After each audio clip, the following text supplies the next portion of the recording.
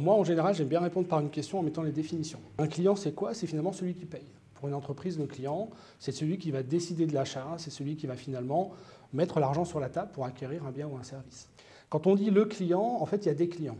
Et avant des clients, il y a des prospects. Et donc, en fait, si on veut réussir une vente, si on veut réussir à créer un portefeuille client, bien évidemment, il faut qu'on travaille sur les prospects. On va avoir deux logiques dans l'excellence client et dans la relation qu'on va mettre en place avec lui.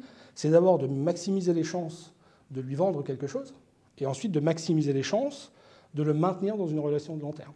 Puisqu'on sait quand même que, grosso modo, le coût d'acquisition, c'est 3 à 5 fois le coût de la fidélisation. Et donc, du coup, ça coûte très cher d'acquérir un client par rapport à le fidéliser. La marque, c'est un élément très important qui, parfois, n'est pas toujours soigné en assurance. Il y a des marques fortes, évidemment, en assurance. C'est plus difficile, quand on est dans des relations intermédiaires, d'avoir une marque forte, mais on sait que la marque renchérit la valeur objective et, quelque part, elle renchérit le lien qu'on peut avoir entre le client et le fournisseur, en l'occurrence ici l'assureur.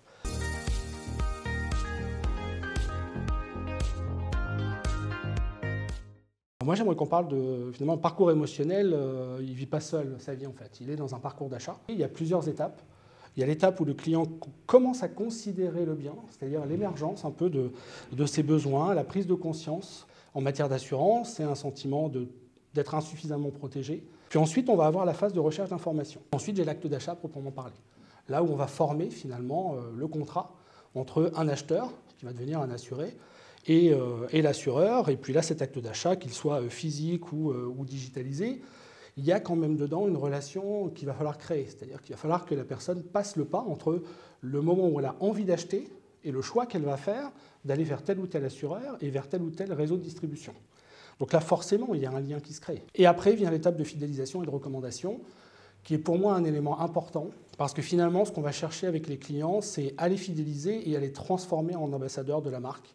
Et donc cette étape-là, il y a encore du lien à créer. Et donc forcément, il y a un lien émotionnel qui va se créer avec la marque, avec le produit. On a l'impression que cette création de ce lien et cette transformation en ambassadeur, elle est facile quand on parle de biens de consommation physique. Avec l'assurance, c'est quand même plus difficile. N'empêche qu'il y a quand même des marques qui ont su entretenir et qui savent entretenir un lien. Cette recommandation, cette advocacy, comme on appelle, elle est très importante pour la pérennité de la relation client et puis aussi de transformer ses clients quelque part, non pas en vendeurs, mais en recommandeurs de ce qu'on peut produire en tant qu'assureur.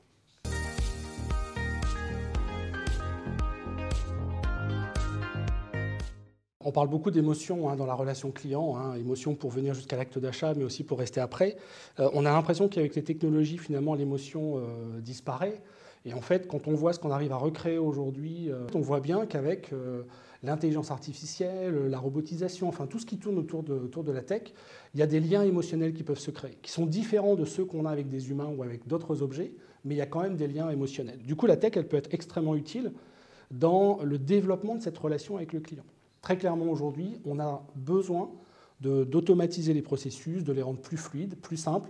Et là aussi, les nouvelles technologies peuvent nous aider au travers, par exemple, des assistants virtuels ou des chatbots. Cette technologie-là, aujourd'hui, elle peut aider à envoyer, par exemple, une information à un grand nombre plutôt que d'utiliser un centre d'appel qui peut être saturé à un moment ou à un autre. Aujourd'hui, avec la tech, avec les algorithmes, avec l'intelligence artificielle, on a une capacité à bâtir des schémas de détection de fraude qui vont nous permettre finalement d'éviter le poids économique de la fraude et donc ensuite les répercussions qui pourront avoir lieu au travers d'une augmentation de la tarification qui va pénaliser tout le monde.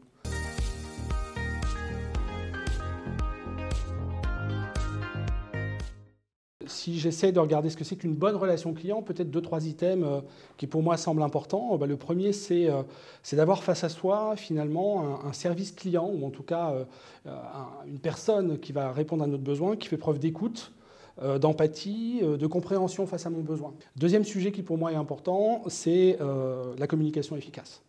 Il y a beaucoup de moyens de communiquer. Une communication, c'est un message, une forme de communication et un support. On peut explorer toute la gamme de la communication, même si le message est très bon, s'il arrive au bon moment, il y a quand même le support qui est important. Et aujourd'hui, en fonction de l'âge, en fonction de ses habitudes, le côté rural, urbain, il y a plein de paramètres en fait, qui finalement expliquent qu'on n'attend pas la même communication avec les mêmes supports.